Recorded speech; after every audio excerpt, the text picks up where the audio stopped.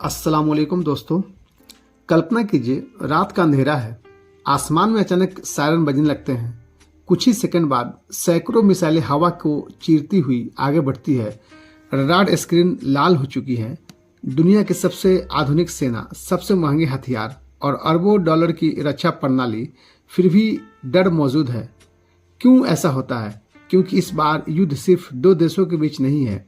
यह युद्ध है तकनीक बनाम रणनीति, पैसा बनाम धैर्य और शक्ति बनाम बुद्धिमत्ता। और सबसे बड़ा सवाल, क्या सच में दुनिया की सबसे शक्तिशाली सेना अब अजय नहीं रही? आज का हम वीडियो इसको अंदाज में समझेंगे कि एक ऐसा युद्ध जो क्वालिटी पूरी दुनिया का पावर बैलेंस बदल रहा है। ईरान और इजराइल का संघर्ष जिसमें अमेरिका शामिल है, रूस देख रहा है, चीन सीख रहा है और पूरी दुनिया प्रभावित हो रही है। लेकिन असली कहानी मिसाइलों की नहीं है, असल कहानी है मॉडर्न वारफेयर की इवोल्यूशन। आप सोच रहे होंगे ये मिडिल ईस्ट का युद्ध हमसे क्यों जुड़ा है? क्योंकि अगर यह संघर्ष बढ़ता है तो तेल की कीमतें बढ़ेंगी, महंगाई बढ़ेगी, वैश्विक अर्थव्यवस्था हिलेंगी और भारत जैसे देशों को कठिन निर्णय लेने पड़ेंगे। इसलिए आज की वीडियो सिर्फ युद्ध की कहानी नहीं बल्कि भविष्य की कहानी है। 1979 ईरान में एक क्रांति हुई। इस क्रांति ने सिर्फ सरकार नहीं बदली, पूरे मिडिल ईस्ट की राजनीति बदल दी।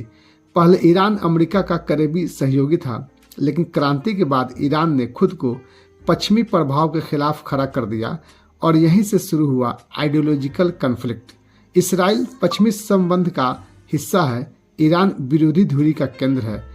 दोनों देश सीधे युद्ध नहीं लड़ते, लेकिन छाया युद्ध शुरू हो गया और मॉडर्न युद्ध अब सोचने लायक नहीं बचा। और मॉडर्न युद्ध में सीधे नहीं लड़े जाते बल्कि इसे कहते हैं प्रॉक्सी वार, यानी आप खुद युद्ध में नहीं उतरते बल्कि दूसरे समूहों के माध्यम से लड़ते हैं। मिडिल ईस्ट में भी लेबनान, सीरिया, इराक, ये सब जियोपॉलिटिकल देश बोर्ड बन गए हैं। यहाँ पर हर हमला सिर्फ सैन्य नहीं, स्ट्रेटेजिक मैसेज होता है। अब एक महत्वपूर्ण सवाल, किसी देश की शक्ति तय कैसे होती है? सिर्फ सेना से नहीं, तीनों चीजें चेक करती हैं। कौन कौन सी चीजें हैं? ज्योग्राफी है, टेक्नोलॉजी है, स्ट्रेटजी है। ज्योग्राफी युद्ध की फिजिक्स है।